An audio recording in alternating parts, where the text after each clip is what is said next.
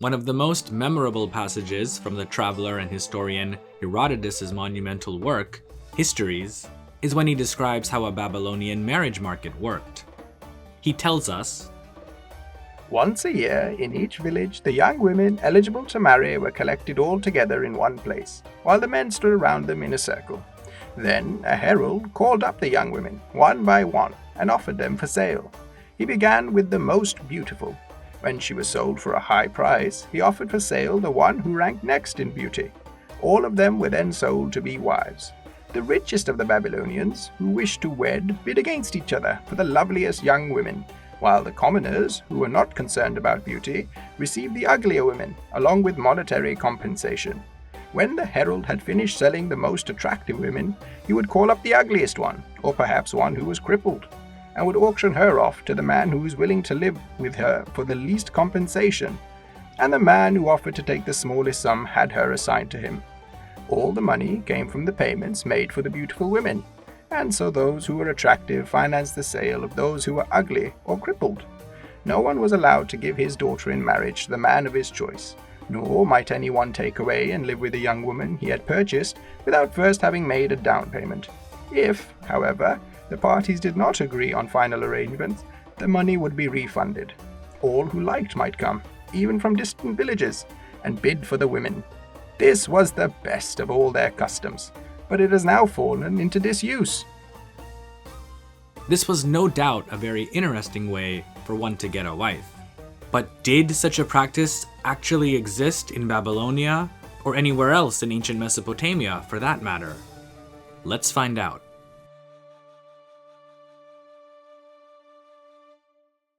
In ancient Mesopotamian societies, whether it was that of the Sumerians, Babylonians, Assyrians, or another group, marriage was an extremely important institution.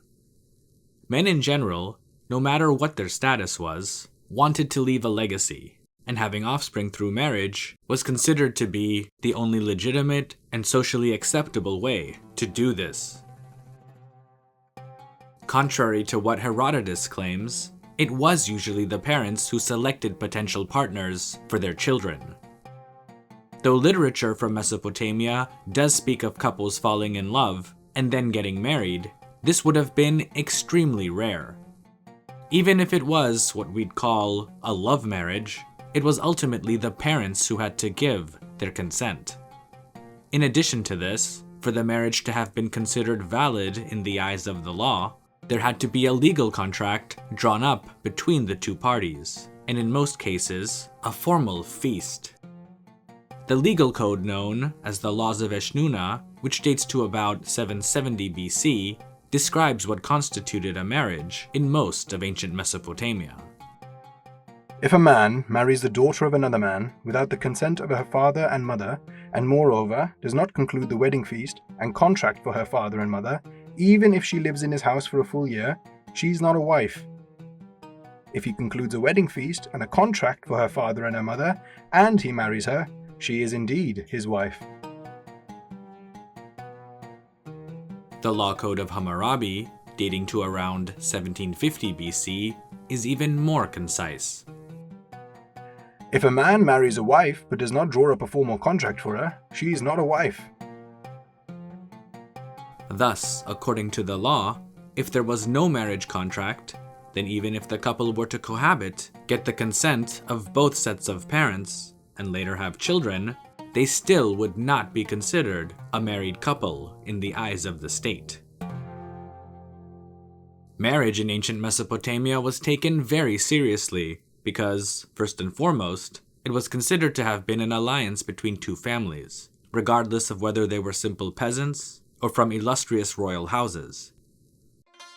Love, of course, was a beautiful thing, but it was generally not a consideration for the parents when looking for a suitable match for their son or daughter. Typically, it was the family of the groom who would begin negotiations with the parents of the prospective bride. Once the two parties had agreed upon terms, a contract representing these would be written by a scribe, with both parties getting a copy for safekeeping. In a typical marriage contract, the girl was given a share of her father's wealth as a dowry, which depended on his status within society, and perhaps more importantly, his financial means. If the family was relatively poor, then they may have only been able to have provided a few items of clothing, cooking pots or utensils, and perhaps some simple jewelry. If the family was wealthy, then there were few limits as to how lavish the dowry could be. Silver, fine furniture, vessels made from precious metals, and even slaves could all be part of a woman's dowry. In some cases, land was made part of a dowry, but this generally occurred when the father of the bride had no male heirs. If land was part of the dowry, then the woman was considered to be the sole owner of the property and everything on it, although the husband could co-manage it with her consent. In the case of divorce, the property would go back to the woman. This was true for any object in the woman's dowry.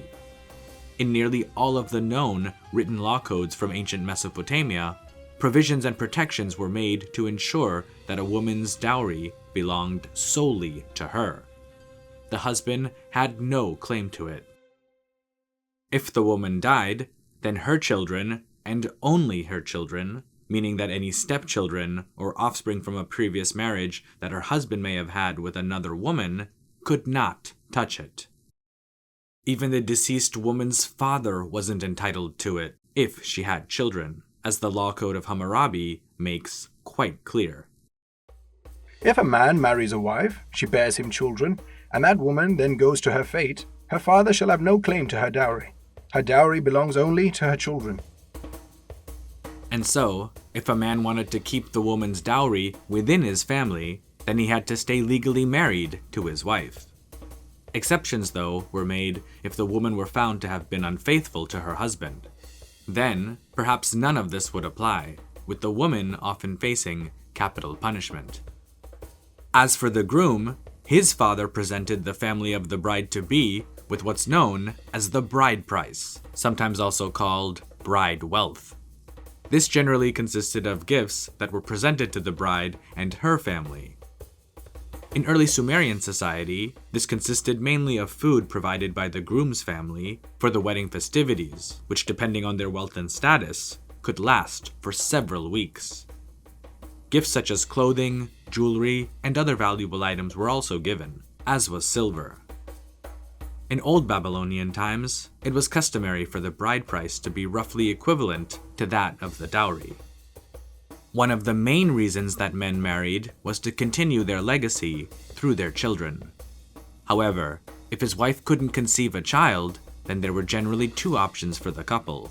The husband could divorce his wife and marry another woman, or they could remain married, but the husband could legally take a second wife, with the intention of having children with her.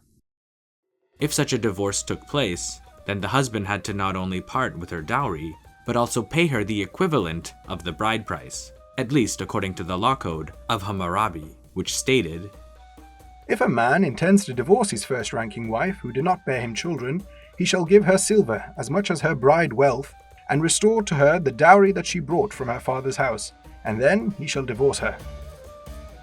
Barring such circumstances, marriages were generally monogamous, the exception being kings, who often formed political alliances by marrying several women, which is a whole separate topic in and of itself. So, I hope that this short video gives you some more knowledge about marriage and marriage laws in ancient Mesopotamia. If you have any other aspects of daily life that you'd like to learn more about, let me know in the comments below. Thanks for watching. Also, a big shout out and thanks to Danny Hussain for reading the quotes. I'd also really like to thank the channel's patrons, including GrandKek69, Yap de Graaf, Pasta Frola, Michael Lewis, Danielle Allen, Wenix TV, Robert Morgan, Frank, Tim Lane, Sebastian Hurtado Correa, Michael Trudell, Leader Titan, Micah G, John Scarberry, Andrew Bomer, Monty Grimes, Franz Robbins, Brendan Redman, Faridun Dadachanji, Jimmy Daruwala, Anahita Debu, Gulistan Debu, Sher Kam, Farhad Kama, and all of the channel's patrons on Patreon for helping to support this and all future content. Check out the benefits to being a Patreon member, and if you'd like to join, feel free to click the link in the video description. You can also follow History with Sai on Instagram, Facebook, and Twitter, as well as continue to listen to special audio programs on the History with Sai podcast. Thanks again, and stay safe.